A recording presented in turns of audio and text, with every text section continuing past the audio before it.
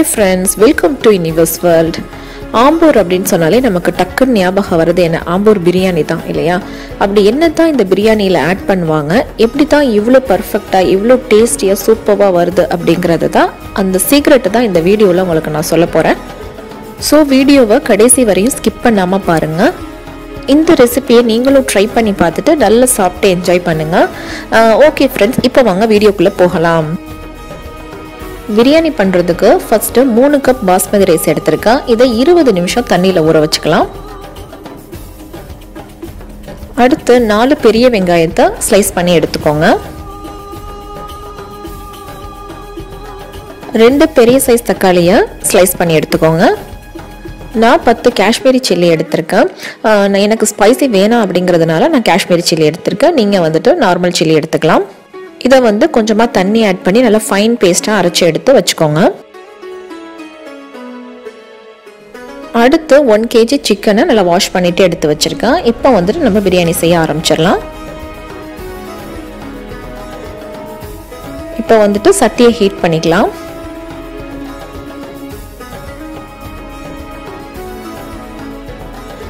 சட்டி ஹீட் ஆனதும் oil add பண்ணிக்கோங்க. 2 ஸ்பூன் நெய் ஆட் பண்ணிக்கோங்க.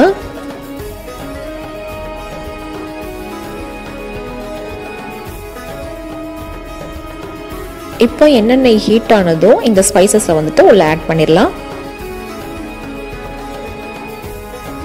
அடுத்து நம்ம கட் பண்ணி வச்சிருக்க வெங்காயத்தை உள்ள ஆட் பண்ணிக்கலாம்.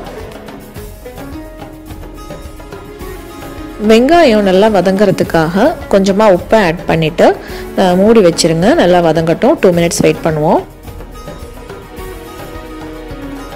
வெங்காயம் இந்த மாதிரி நல்லா வதங்கினதுக்கப்புறம் 3 ஸ்பூன் இஞ்சி பூண்டு பேஸ்ட் ஆட் பண்ணிக்கலாம். ஆட் பண்ணிவிட்டு நல்லா வதக்கிக்கோங்க, பச்சை வாசனை போகிற வரையும். இப்போ இதில் காரத்துக்கு ஏற்ப பச்சை மிளகாய் ஆட் பண்ணிக்கோங்க. ப்ளஸ் கட் பண்ணி வச்சுருக்க தக்காளியும் ஆட் பண்ணிக்கலாம். ஆட் பண்ணிவிட்டு நல்லா மிக்ஸ் பண்ணி விட்டுருங்க. தக்காளி நல்லா வதங்கட்டும், வெயிட் பண்ணுவோம். இப்போ வெங்காய தக்காளியெல்லாம் நல்லா வதங்கிட்டு நம்ம அரைச்சி வச்சுருக்கோம்ல காஷ்மீரி சில்லி பேஸ்ட்டாக அதை வந்துட்டு உள்ளே வந்து ஆட் பண்ணிக்கலாம். ஆட் பண்ணிவிட்டு நல்லா மிக்ஸ் பண்ணி விட்டுருங்க. எல்லாத்துலேயும் நல்லா மிக்ஸ் ஆகட்டும்.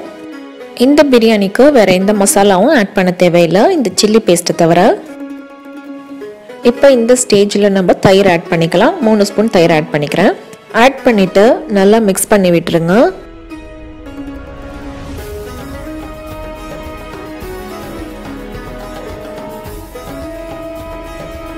இப்போ மசாலா இந்த ஸ்டேஜில் இருக்கிறப்போ நம்ம எடுத்து வச்சிருக்க சிக்கன் பீசஸ்லாம் உள்ள ஆட் பண்ணிக்கலாம்.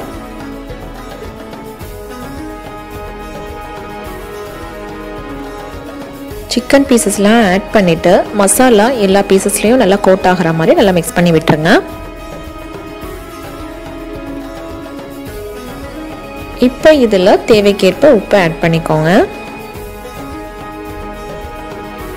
அடுத்து மல்லி புதினா குட்டி குட்டியாக கட் பண்ணி வச்சுருக்கேன். இதையும் உள்ள ஆட் பண்ணிக்கலாம்.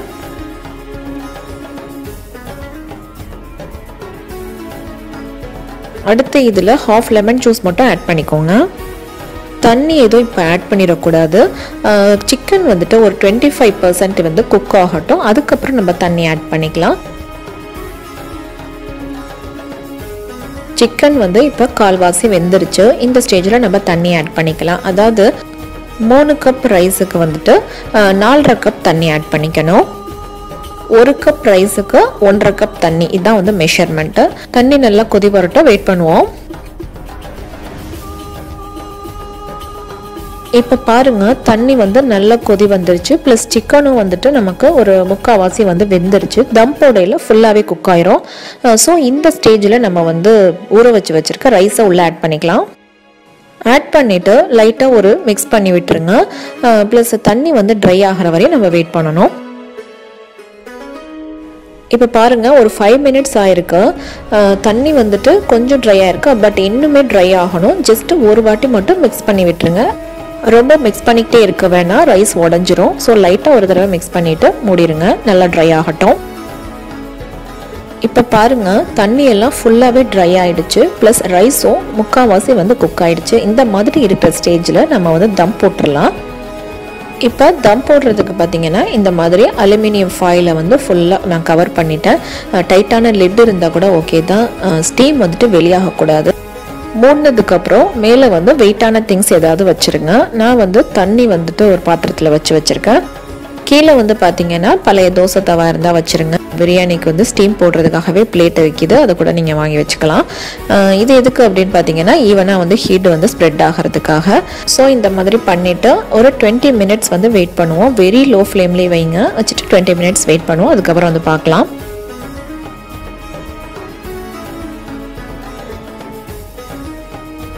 இப்போ பார்த்தீங்கன்னா 20 மினிட்ஸ் ஆயிடுச்சு. ஸோ ஸ்டவ்வை ஆஃப் பண்ணியாச்சு.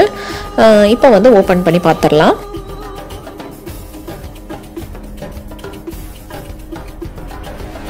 எப்படி வந்திருக்கு பாருங்க, ரொம்பவே சூப்பராக வந்திருக்கு.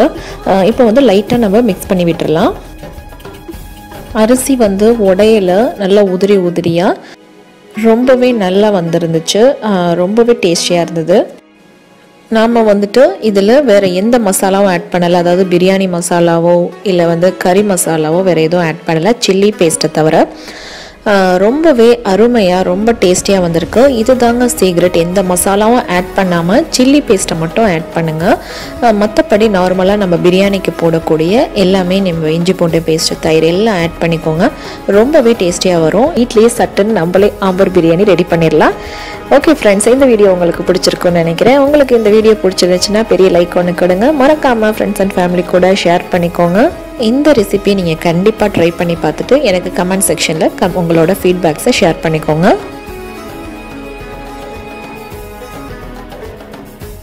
இந்த மாதிரி நிறைய பிரியாணி ரெசிபிஸ்லாம் உங்களுக்காக காத்துக்கிட்டே இருக்கு, மிஸ் பண்ணாதீங்க. நீங்கள் உடனுக்குடனே என்னோட வீடியோஸ்லாம் பார்க்கணுன்னா போய் சப்ஸ்கிரைப் பட்டனை ப்ரெஸ் பண்ணிவிட்டு பக்கத்தில் இருக்க பெல் ஐக்கானையும் ப்ரெஸ் பண்ணுங்கள். அடுத்து ஒரு இன்ட்ரெஸ்டிங்கான வீடியோவில் உங்களை மறுபடியும் சந்திக்கிறேன். தேங்க்யூ ஸோ மச் ஃபார் வாட்சிங். Take care, bye bye.